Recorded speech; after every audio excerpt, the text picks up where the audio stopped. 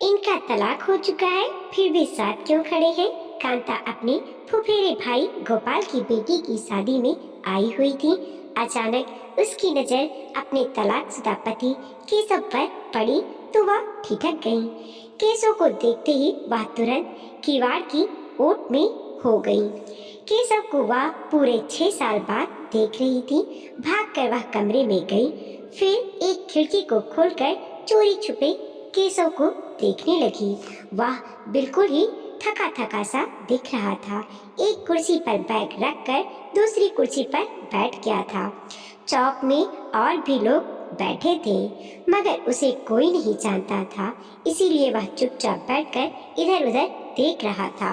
मगर गोपाल को देखते ही वह खड़ा हो गया, फिर गर्म जोश से उसके गले मिला। कांता को याद आया वह ऐसे ही उससे भी गले मिला करता था। गले मिलने के बाद दाएं हाथ से पीठ थपथपाने का वही अंदाज उसके दिल में पुरानी यादें ताजा कर गया। वह जानती थी गोपाल और केशव बहुत पुराने दोस्त थे। केशव और उसकी शादी करवाने में फुफेरे भाई गोपाल का ही पूरा हाथ था। वही तो बिचौलिया था दोनों तरफ से। जब दोनों अलग हो रहे थे तब भी गोपाल ने बहुत कोशिश की थी उन दोनों का रिश्ता बचाने के लिए, मगर उसके और केशव के बीच झगड़ा बहुत बढ़ गए थे। एक छत के नीचे रहना मुश्किल हो गया था। उसने खिड़की से देखा गोपाल और केशव धीरे धीरे बातें कर रहे थे। फिर अचानक केशव बैग उठाकर चलने लगा। कांता को एक झटका सा लगा। तो क्या वह इतनी देर के लिए शादी में ही आया था? दोस्त की बेटी की शादी है, एक दिन तो रुकना ही चाहिए था ना। वह झटके से बाहर आ गई। उसने सोचा जा रहा है तो उससे दो बातें ही कर लूं, मगर उसके बाहर आने से पहले ही केशव घर से बाहर निकल गया था।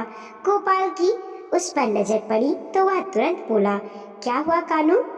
वह गोपाल से 10 साल छोटी थी। गोपाल उसे प्यार से कानू कहकर ही बुलाता था। वह झेपते हुए बोली, भैया वो आदमी कौन था जो अभी आपसे बातें कर रहा था? गोपाल बोला, अरे उसे नहीं पहचाना क्या? 8 साल तक उसके साथ रही हो। तुम्हारा तलाकशुदा पति और मेरा दोस्त केशव था। इतने में एक लड़के ने आकर सूचना दी कि भाती आ गए हैं, उन्हें कहाँ ठहराएं? फिर गोपाल अपने ससुराल वालों की खिदमत में लग गया। कांता उससे पूछना चाहती थी कि केशव इतनी जल्दी कैसे चला गया, मगर पूछने का अवसर ही नहीं मिला। वह अनमनी सी होकर वापस घर के अंदर चली गई। वह सोच रही थी कि दोस्त की बेटी की शादी में आया था, एक रात भी नहीं रुक सकता था क्या? पता नहीं क्यों वह केशव के बारे में बहुत कुछ जान लेना चाहती थी। उसने दूसरी शादी की या नहीं? अगर कर ली है तो उसके बच्चे कितने हैं? बच्चे याद आते ही उसे अपने बच्चे याद आए। वह 4 बार गर्भवती हुई थी, मगर चारों बार ही उसका गर्भपात हो गया था। 4 महीने से ज्यादा उसकी कोख में बच्चा ठहर ही नहीं पाता था। अगर उसके चारों बच्चे आज जीवित होते तो कितना अच्छा होता, सोचकर उसकी आंखों में आंसू भर आए। घर के चौक में जमजम बिछाई जा रही थी। उधर भांति भात लेकर दरवाजे पर खड़े थे। कांता को याद आया कि उसे तो तैयार होना था, मगर केशव के आने के कारण उसका सारा समय सोचने में ही निकल गया। कपड़े बदलना याद ही नहीं रहा। भातियों ने बहन को चुन्नी उड़ाई, फिर अंदर आकर जमजम पर बैठ गए, जहां गोपाल और उसके परिवार वालों का तिलक होना था। मगर अचानक कांता की नजर केशव पर गई। वह गोपाल के बगल में दरी पर बैठा था। अब वह बिल्कुल तरोताजा दिख रहा था। उसने आसमानी रंग का कोट पैंट पहना हुआ था। वह समझ गई गोपाल ने केशव को बाहर कहीं ठहराया है। आसमानी रंग कांता का पसंदीदा रंग था। उसी ने तो केशव से कहा था, आप आसमानी रंग का पैंट कोट पहना करो जी, आप पर बहुत सूट करता है। वह केशव को आसमानी सूट पहने देखकर भावुक हो गई। सोचने लगी, क्या केशव ने उसे दिखाने के लिए आसमानी सूट पहना है? मगर केशव को क्या पता, मैं भी तो शादी में आई हूँ। शायद गोपाल ने केशव को बताया हो कि मैं भी शादी में आई हूँ। फिर उसने खुद को समझाते हुए बुदबुदाया, आसमानी सूट मेरे लिए ना पहना हो, मगर इतना तो साफ है कि वो आज भी मेरी यादें दिल में दबाकर जी रहा है। वह आज भी मेरे पसंद के कपड़े पहनता है। केशव को देखकर ना जाने क्यों कांता के मन में खुशी का गुब्बारा सा फूट पड़ा। वह अंदर गई, फिर केशव के पसंदीदा कलर हल्के गुलाबी रंग की साड़ी पहनी और वर्षों बाद शीशे के सामने खड़ी होकर ढंग से मेकअप किया।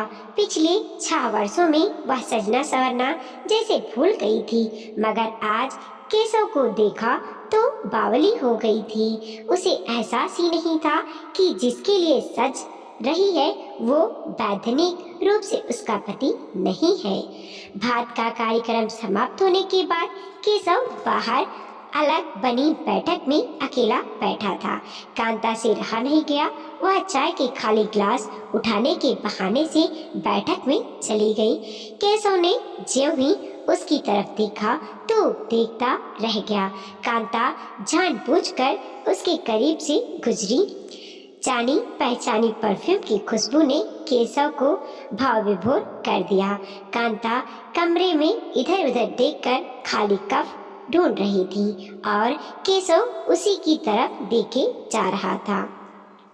केशव कुछ बोला नहीं तो वह खुद ही बोल पड़ी, कैसे हो? केशव की जैसे तंद्रा भंग हुई। वह छिपते हुए बोला, अच्छा हूँ, तुम कैसी हो? कांता दूसरी तरफ देखते हुए बोली, ठीक हूँ। उसके बाद कुछ देर के लिए चुप्पी छा गई।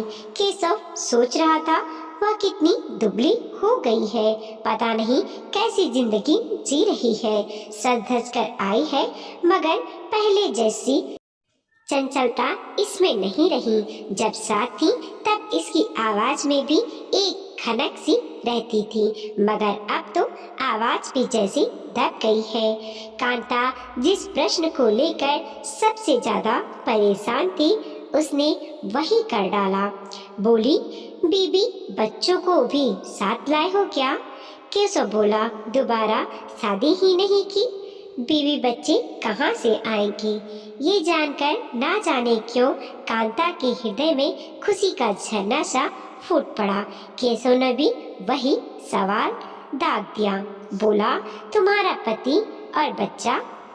कांता बोली, मैंने भी शादी नहीं की। केशव बोला, क्यों शादी नहीं की? वह बोली, मन ही नहीं करता किसी और की हो जाने का। जवाब सुनकर केशव कुछ बोल ही नहीं पाया। इतने में गोपाल आ गया। बोला, केशव यार, बारात आ गई है, तू डेरे में जाकर नाश्ते पानी की व्यवस्था देख ले। मगर गोपाल की नजर ज्यों ही कांता पर पड़ी वह ठिठक गया। बोला, अरे कानू, तू भी यही है क्या? तुम दोनों को साथ देखकर मुझे बहुत अच्छा लगा। तुम बातें करो, मैं किसी और को भेजता हूँ। मगर केशव खड़ा हो गया। बोला, मैं जाता हूँ, मेरे होते किसी और को भेजने की क्या जरूरत है? फिर केशव गोपाल के साथ बाहर चला गया। कांता काफी देर तक अकेली वहां खड़ी रही, सोचती रही। स्टेज प्रोग्राम चल रहा था। सभी लोग दूल्हे और दुल्हन को आशीर्वाद दे रहे थे। पति पत्नी जोड़े से जाकर आशीर्वाद दे रहे थे।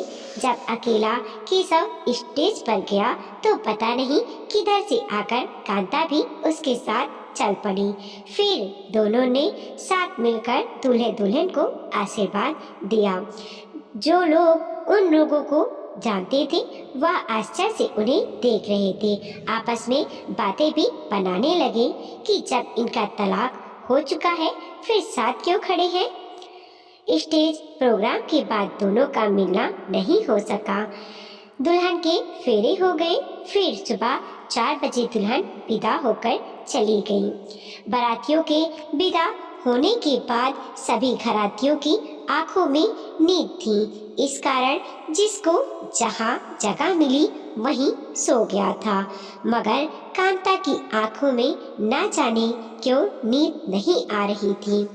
वह केशव को तलाश करती हुई बैठक में चली आई।